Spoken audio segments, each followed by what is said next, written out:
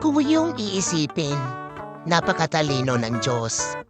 Hindi niya nilikha ang mga tao sa isang estado.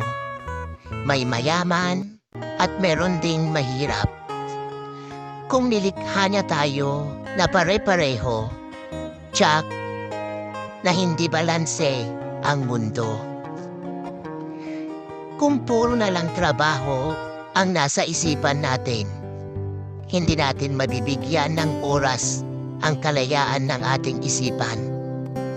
Ng ating isipan ay siyang mabisang gumagalaw sa ating emosyon hanggang sa ating katawan.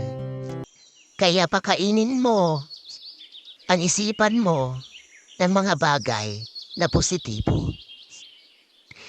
Maglaan naman tayo ng oras para isipin ang kabutihan ng Diyos. Imagine, sa dinami-dami ng tao sa buong mundo, kontrolado niya lahat ito. Kaya ating alalahanin na yakapin ang bawat araw na may pasasalamat. Purihin ang Panginoon. Salamat sa iyong pakikinig. God bless you. Ang nagmamahal, kaibigan mo.